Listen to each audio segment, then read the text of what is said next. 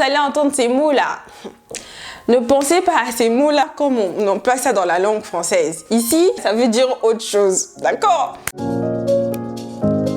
Hey mon gars, bienvenue dans une nouvelle vidéo, j'espère que vous allez tous et toutes bien. Avant de commencer, si vous n'êtes pas encore abonné à ma chaîne, prenez le temps de vous abonner. Alors, il y a des mots comme ça au Congo, j'ai remarqué que genre nous on utilise... C'est pas la vraie signification en fait. C'est en fait des mots de la langue française qui ont une signification différente au Congo. Si vous allez au Congo, ça va peut-être vous aider pour votre voyage. Et on va commencer tout de suite. Le premier mot en fait de ma liste, c'est momie. On va regarder la définition du dictionnaire. La momie est un cadavre desséché et embaumé. Ok? Ce mot est souvent utilisé en lingala, mais en gros, momie au Congo, ça veut dire une femme. En gros, nous, on appelle les femmes les cadavres.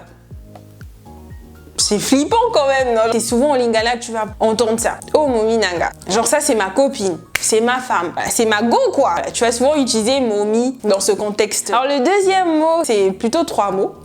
C'est à tout moment. Et donc, tu vas souvent avoir des gens qui te disent « Bon, bah les enfants, à tout moment, hein !» Et en fait, là, il veut tout simplement dire qu'il s'en va. Et donc, bah à bientôt, à la prochaine, au revoir. Le troisième mot qu'on utilise également, c'est une bombe.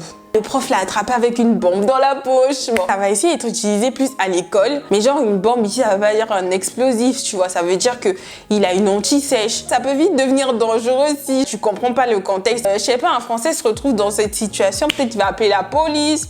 On doit aussi faire attention aux mots qu'on décide de décliner. Un boulet. Alors ça, c'est souvent utilisé dans le langage familier des enfants. Ah, il lui a mis un boulet. Au Congo, ça va être un coup de poing. Dribbler, quelqu'un qui te dribble, c'est plutôt quelqu'un qui essaie de t'escroquer, il veut te duper, te tremper. Il n'est pas droit, quoi, il n'est pas clair, il essaie de te dribbler.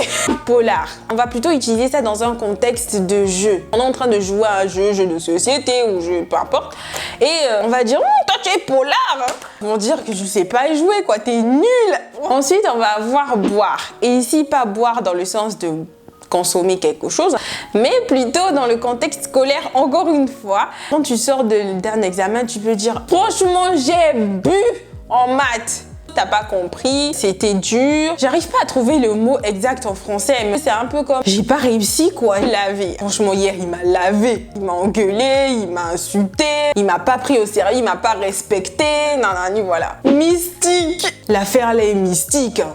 Pour dire c'est bizarre, oh, c'est louche. Glacé. On m'a glacé, donc on m'a donné l'argent, tu vois. Déplacement. J'ai pas le déplacement. Déplacement, ça va être argent, mais dans le contexte de ouais, je suis venue te voir et maintenant je m'en vais, donc j'ai pas l'argent pour repartir. Cycliste. T'as pas vu mon cycliste? Ou tu as un cycliste? Cycliste va être utilisé pour parler d'un collant. Bref, un truc qui sert en fait, mais c'est souvent des collants ou des trucs comme ça. Si ce genre de vidéo vous plaît, vous allez sûrement aimer ma vidéo. Tu sais que t'es congolais quand que je vais vous laisser ici. Donc, si vous avez des idées de mots français qui ont une autre signification au Congo, n'hésitez pas à les mettre dans les commentaires. N'oubliez pas de vous abonner à ma chaîne et de me suivre sur Instagram.